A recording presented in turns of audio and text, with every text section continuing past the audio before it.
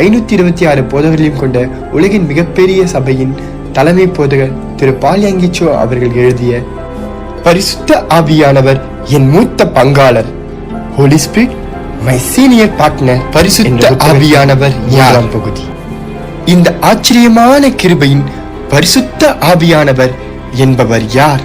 நாம் அவரோடு நட்புறவு கொள்ளவும் அவரோடு இணைந்து செயலாற்றுவதற்கும் முதலில் அவரை யார் என்பதை அறிந்து கொள்ள வேண்டும். பரிசுத்த ஆவியானவரை குறிப்பிட்ட நபராய் குறிப்பிடுவது போல அல்லாமல் உருவக சொல்லாய், அதாவது நெருப்பு, காற்று, தண்ணீர், எண்ணெய், புறா என்று பல்வேறு பெயர்களில் வேதாகமத்தில் சொல்லப்பட்டுள்ளது. ஆகவே பலர் பரிசுத்த ஆவியானவர் யார் என்பதை உண்மையிலேயே அறிய முடியாதவர்களாய் இருக்கின்றனர். ஆகவே பரிசுத்த ஆவியானவரை குறித்தான அசைக்க முடியாத உண்மையை அல்லது சத்தியத்தை இப்பொழுது பார்ப்போம். பரிசுத்த ஆவியானவர் தேவன். பிதாவாகிய தேவனைப் போல குமாரனாகிய தேவனைப் போல பரிசுத்த ஆவியானவரும் தேவத்துவத்தின் அங்கமாவார்.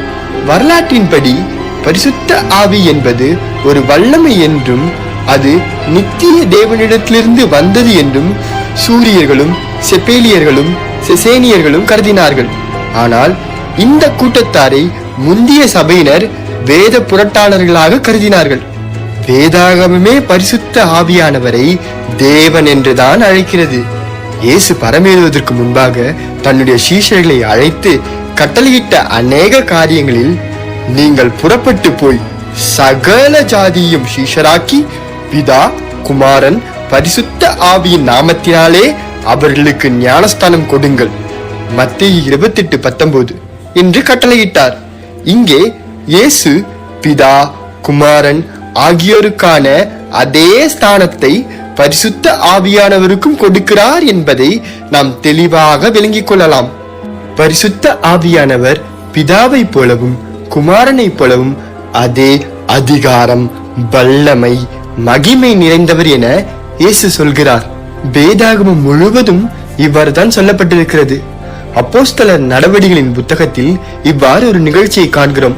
அனனியாவும் அவனுடைய மனைவியாக சப்பிராலும் அவர்களுக்குள்ளவற்றை விற்ற தொகையின் ஒரு பகுதியை கொண்டு வந்து விற்ற முழு தொகையும் அவ்வளவுதான் என்று சொல்லிக் கொடுத்தார்கள். ஆனால் அப்போஸ்தலனாகிய பேதுரு பரிசுத்த ஆவியால் நிரம்பி அனனியாவை கண்டித்து பேசினார். அனனியாவே, நிலத்தின் கிரகத்தின் ஒரு பங்கை வஞ்சித்து வைத்து பரிசுத்த ஆவியானவரிடத்தில் பொய் சொல்லும்படி சாத்தான் உன் இருதயத்தை நிரப்பினது என்ன? அதை விற்கும் முன்னே அது உன்னுடையதாய் இருக்கவில்லையா? அதை விற்ற பின்பும் அதன் கிரயம் உன் வசத்தில் இருக்கவில்லையா? நீ உன் இருதயத்தில் இப்படிப்பட்ட எண்ணம் கொண்டதென்ன? நீ மனுஷனிடத்தில் அல்ல, தேவனிடத்தில் பொய் சொன்னா என்றான். அப்போஸ்தலர் 5:3-4.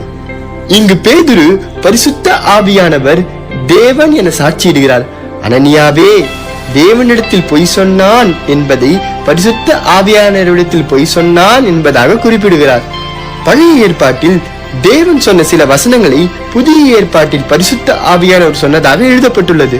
உதாரணமாக ஏசாயா 6:9, அப்போது அவர், நீ போய் இந்த ஜனங்களை நோக்கி, நீங்கள் காதார கேட்டு உணராமலும் கண்ணார கண்டு அறியாமலும் இருங்கள் என்று கூறப்பட்டுள்ளது.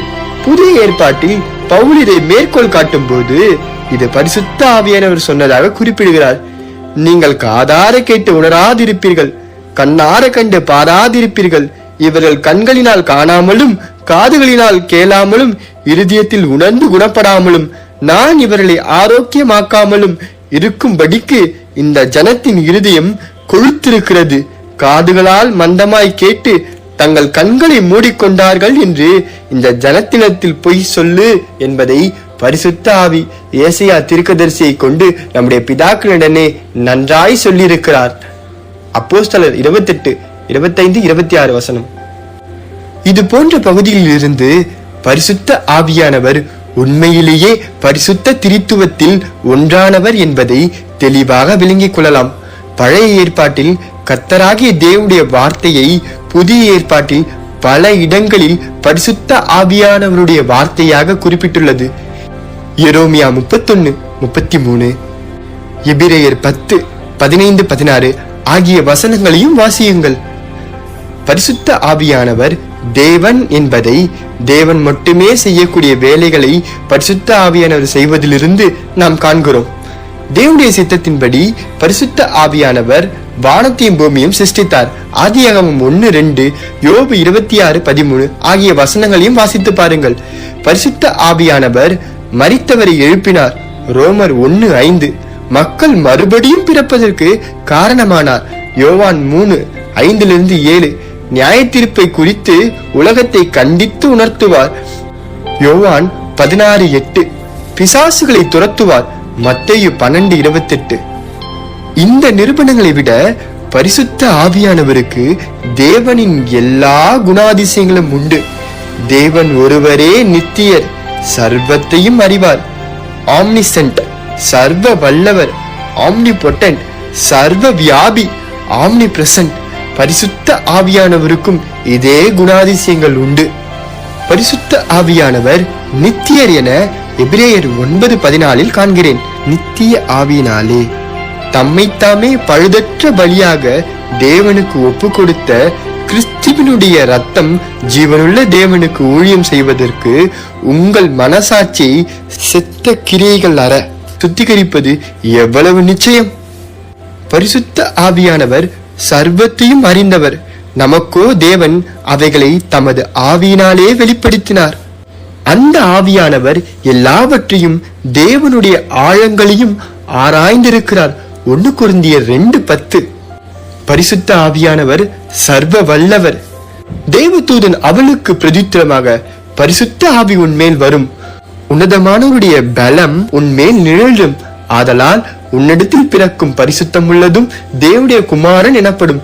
லூக்கா 1:35.